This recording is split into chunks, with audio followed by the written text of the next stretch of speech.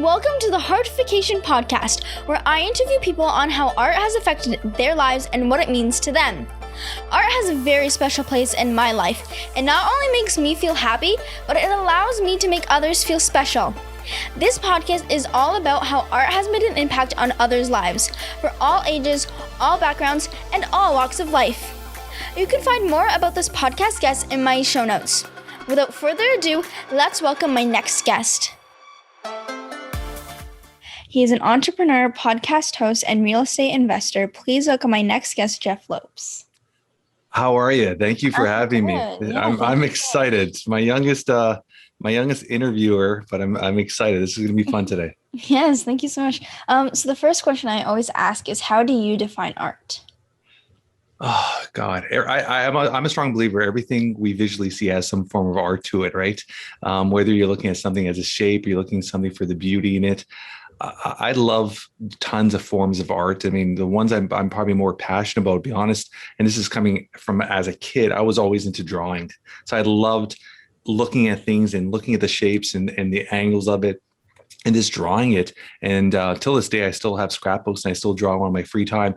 But that is a huge part of it. And from there, I translated into, as a kid, into comic books. And until this day, I still love the graphic aspect of an artist and what they could do and tell a story through pictures through a comic book. So even at my age of 44, I still enjoy that. I still have a passion for that as well. Yeah, that's awesome. You think, I feel like when you grow up and stuff, you kind of disconnect from art. You're always busy thinking about your family and work and stuff. But I think you just need sometimes to just sit down and just, express yourself. And like my definition of art is any way you're able to express yourself. So sometimes you just sit down and, doodle or, paint or even to write in a journal, just anything to, just let out your emotions and like be free from all the stress of everyday life. Yeah, 100%. I totally agree with that. Yeah, it's awesome. And what art forms are you exposed to? There's different things when I'm talking about exposed to, but I mean, like I said, I still love, and it's something my son's got into. My son's 13, so a year younger than you, and he loves comic books. So we're exposed to a lot of that form of art. And in general, I love photography too. I think photography is such an creative piece of art because you take a great photographer takes a photo, and you could put 20 people in the room and everybody has a different view of that photo. I think that's what makes it special, right? And a photo is freezing a piece of time. It's something, a moment in time. I'm a strong believer in this is something I actually teach when I coach people is developing photos. And I think it's very special. A lot of parents don't develop photos, and it's almost like a lost art because everybody puts everything on their phone or in the cloud nowadays. And I think it's such a lost art because my kids, which are your age, we develop all our photos from every trip, every event. We develop them. We create photo albums of them all. And I'll see my kids on a weekend, on a Sunday night, going through old albums on their bedroom floor, laughing together, going through memories of 5-6 years ago from road trips. So I think photos and really focusing on developing them and cherishing them and putting them part of the family tree that goes on and they'll carry on for years and years later on as well.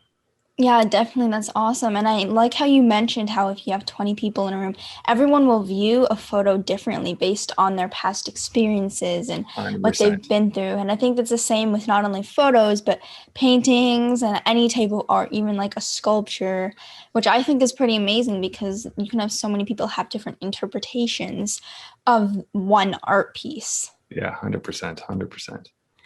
And how do you use creativity in what you do?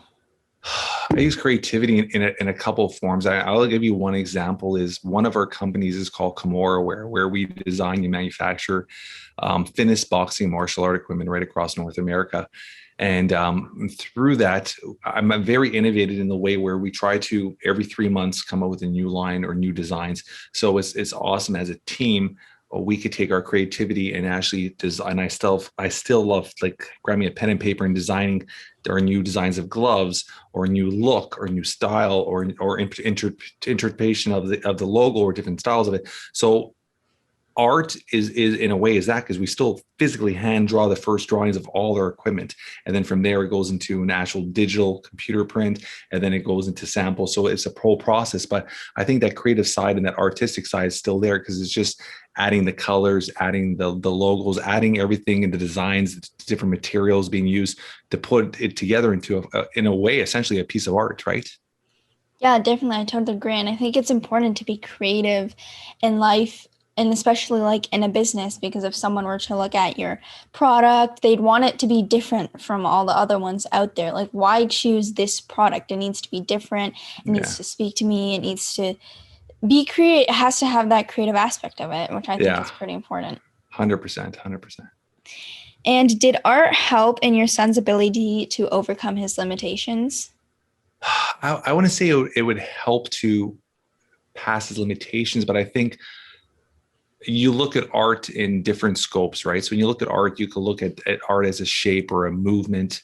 Art is dance. Art is working out. There's a form of art in fitness. There's a form of art in dance. A form of art in gymnastics. So when I look at it in that lens, I would say it did, because a lot of the things we did from day one, the whole process, there was a form of movement. There was a form of stretching. There was a form of art to everything we did, and everything had a progression and a goal at the end of that. And when we got that goal, we set our next set of goals, and that progression, that movement, and everything had a visual. And through the whole process, I've been documenting, doing almost a video vlogging my son from day one.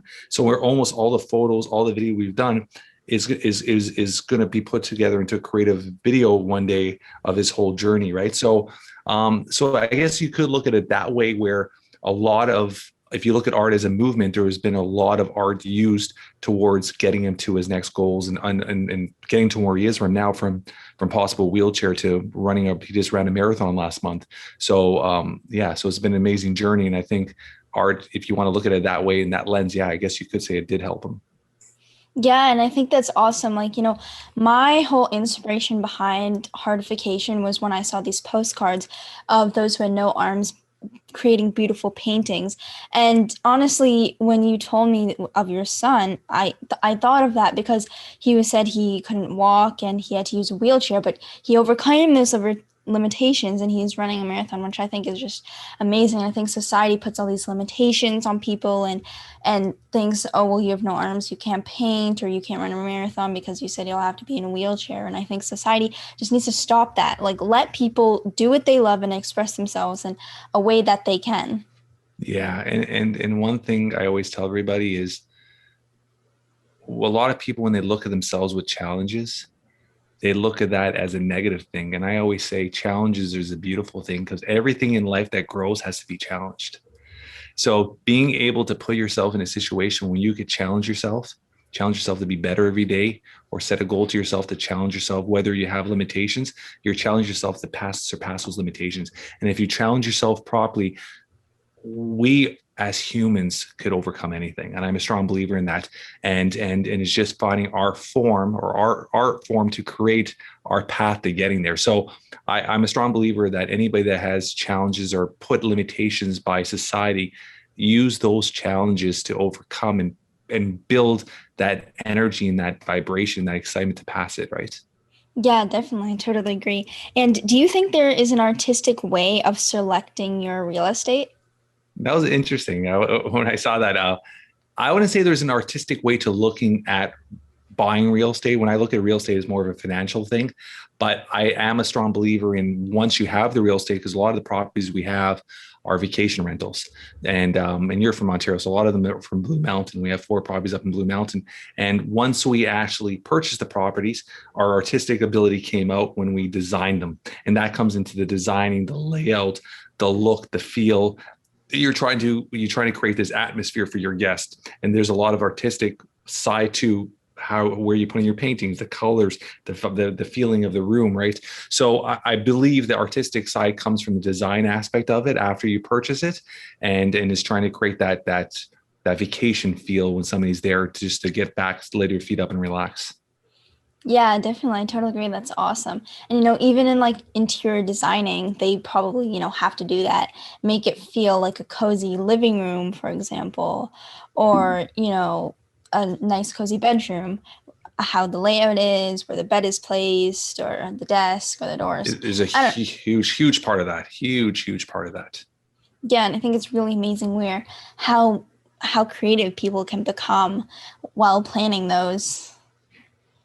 Yeah, 100%. And when you're planning it, it's the same thing as you're trying to create a feeling and atmosphere for your guest, right? So when you talk about art, you could use that towards the just the colors create the atmosphere, right? The tones, the colors.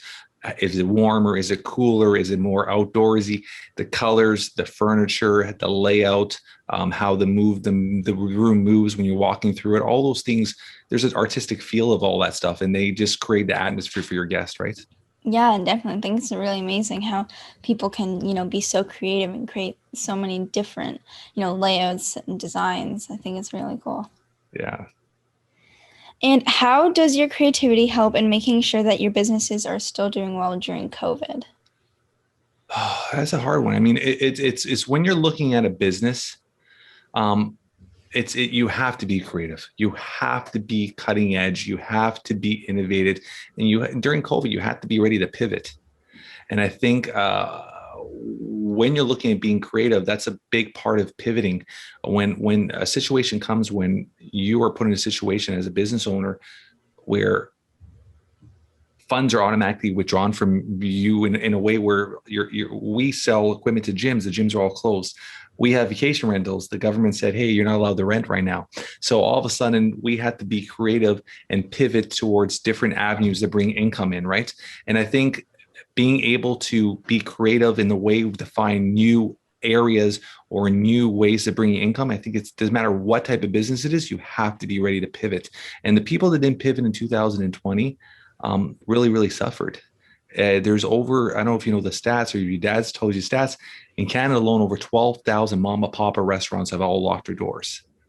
Wow. Over 500 gyms right across Canada have all locked their doors. And this is obviously due to people not being able to pivot. And that comes with creativity, being able to think on the fly and be able to find different ways to bring income to your business. Yeah, definitely. I think you make a really good point with that. You have to be able to think of a new creative way when something like this happens and there's a huge pandemic and there's lockdown and all that stuff. Yeah. You always and then just in general. I mean, when you're looking at business, even just in general, without a pandemic, there's always competition. There's always different areas of your business that might struggle. And you have to be always ready to be creative to create new products or create new ideas or create different revenue paths to bring passive income to the business. So you always have to be creative. And the minute you became stagnant or don't stop being creative, I mean, you're going to lose your business. That's how their competition starts surpassing you, right? So you have to always be creative. Yeah, I totally agree on that. And do you think there is an art in being successful in podcasting? Yeah, I mean, I would call it the art of communication. Is the art of being able to talk to somebody and communicate. I think is such a gift when you could sit down with another person, a stranger, and have an in-depth conversation where you guys have known each other for 20 years. It feels like that. Or you're able to have a conversation where an hour passes and you don't even realize it. I think that's an art, is like the art of talking, the art of communication. So it is a huge part. And the top podcasters really understand that, really understand and really hone into that, just having a good conversation and not trying to press a conversation, just let it flow wherever it goes, just let it flow. And once you start mastering that, the conversations just become very streamlined and it just comes out so perfect, right? Yeah, definitely. I totally agree. And, even I see speaking or, conversation as an art as long as you're expressing yourself 100%. and, just letting out your emotions and saying whatever you need to say on the spot. Yeah, that's it's a way of an expression, is a way of, yeah, I said, like, speaking is a way of art, right? If you think of public speakers or people that stand on stage, it's an art form. Being able to captivate an audience of 1,000 people or 2,000 people to listen to you, believe in you, and be inspired by you, that's an art. It's just like, it's like a singer or a band or or a ballet dancer, whatever it is. If you could captivate somebody's attention for a certain period of time by something you're doing, it's an art form to it. So I'm a strong believer in that. Yeah, me too. And art can be therapeutic and it can help people through some difficult situations. So, has art ever helped you through a difficult situation? Yeah, I mean, there's been times when we're going to take art. I'm going to take this into a different angle here. Is I think journaling is an art, and I love journaling, and I think that's an art of just putting down your thoughts and your expressions on paper. And through all my situations I've been through in the last, God, 44 years, anytime there's been a downtime, journaling has always helped me, being able to just put my thoughts, my feelings, my ideas down on paper. And it's refreshing to be able to go back and look at them later on in life, when you could think of where you were in that time of your life, or where you're struggling in that time of your life, or what was going through your mind at that time of your life. So I think journaling is a huge part of how I express myself. And it's nice because it's something where I don't have to express myself to other people, because I'm very sound to myself. So, but it's something that I could still let out and almost close a chapter to it and move on to something else. But it's always there if I ever want to go back and reflect on it. Yeah, definitely. Like, I personally don't really do journaling a lot, but I think that it's a great way to just, sometimes just sit down and just write down your thoughts or what you're feeling. And like I said at the start of our conversation, just, express yourself, just Yeah. let out your And emotions. journaling could be, a lot of people think of journaling as something where they have to express the feelings, or if they're going through anxiety, they're going through a bad time in your life. I journal all the time. I journal every night, and it could be 5 minutes, it could be 10 minutes. I could just put down what I did that day. It could be, I could put a goal, I could put a thought in my head, I could put something, emotion. I might sometimes journal and write 2, 3 words on a paper. It doesn't have to be set where you're just in the mindset, for anybody listening to this or audiences. It doesn't have to be set in the mind where it's like, oh my God, I'm going through a bad time in my life, I got to journal. Everything's great in my life, I don't have to journal. No, you're journaling all the time, because it's great to look back and think of, in a year from now, you go back and think, okay, this is a great time in my life. Let me see how I reacted. What was good in my life? Why was it good? So those are actually lessons you could take from that, the good moments and the bad moments, by journaling as well, right? Yeah, definitely. And I remember when me and my family had gone to India, I had this like diary, and every day I used to write what we did, where we went, whose house we went to, because most of my family is India, so we would Yeah. always be visiting different families. And then when I went to Winnipeg to visit my grandparents, I would write in my diary of what we did. And I look back and I think, like, I'm remembering all of those memories. I was like, wow, it was such a great time. And I can feel how I was feeling through the journal based on, what I 100%. wrote and what we 100%. did. Yeah, 100%. So that's what we were talking about earlier, is the power of a photo and the power of journaling, right? Even when you think about that, if you, and I don't know if you did, but if you had taken a ton of photos, now going back, it's easy to have a memory, but memories come and go. You never is clear with the memory. But now, if you actually have a frozen moment in that time, you could go back and be like, oh my God, that was this in this person's house. I remember that. This is what you eat. All of a sudden, the memories come to life. And I think that's so important of developing pictures, because it just brings back those amazing memories you had. And there's nothing like the feel, the texture, the smell of an old photo. You're young still, but having old photos, being able to go through albums when you're a kid, 20, 30, 40 years later, and the smell, the texture, the feel of a photo is so special. Yeah, it's amazing. Hopefully, I'll be able to experience that when I'm older. And are you attracted to any particular artist? Yeah, there's one guy for one particular, like I said, I love all kinds of art. There's tons of photographers that I watch, and through Instagram and stuff like that. I actually follow a bunch of actually completely just photographer pages. One of my close friends is a really gifted photographer, so we do a lot of stuff with him as well. But there's one particular comic book artist that attracted me years back, and it was because of one comic book he did, and it was a combination of two individuals, a real life person and a superhero. So it was a combination of Superman, which you can see back there, I got Superman. I love Superman stuff. And Muhammad Ali, a real life boxer. And we do the martial art and the boxing equipment. And the comic book was Muhammad Ali versus Superman. And it was a very popular comic book. And I was a kid, I remember having massive. It was a very oversized comic when I had it as a kid, and later on in life, I always fell in love with his artwork and his style. And he was here at one of the Comic Cons, and me and my son went to meet him. And his name's Neil Adams, a completely talented older guy now, but a completely talented artist. So he's probably one that I've followed for quite a few years. And Yeah, that's I have his awesome. art, I have his actual artwork in my office, hanging in my office, a few pieces as well, signed by him as well. Oh, wow. That's amazing. And are you attracted to any particular art form? Yeah, like I said, I love the cartoon graphic part of it because it's telling a story through pictures. But I also I love just photography. I love photography of different types of photography. We talk about sports photography, whether you're looking at photos in a magazine of an event, of a live event, and it freezes a certain moment of that event, or you're looking at photography of landscaping and like landscapes of buildings and just the structure, the building, the history there. So a lot of photography I'm attracted to. And then, like I said, like the beginning, I love the graphic part of it because it's not like I don't collect comic books, but I love the part of my son does now. But I love just the graphics and be able to sit back and look at the pictures and tell a story through it. And especially now that the last 5, 6 years, that it's become such a Hollywood production, all these superhero movies. So it brings me back to my youth and when I was at your age, and I loved just looking at those graphics and those images on in a comic book. Yeah, that's awesome. Sometimes in a book or even a comic book, you can feel what the character is going through and you feel like you're right there. Like Yeah, right now I'm in the middle of reading the third book of the Hunger Games, and sometimes I'm just like lost in it because I've seen the movies as well. yeah, So I can picture all those scenes in my head and I feel like, I'm sitting right there, how the characters, acting and what they're doing, which I think is really cool. yeah. And that's one art form we didn't talk about is writing. I think is very much an art form, such a beautiful art form.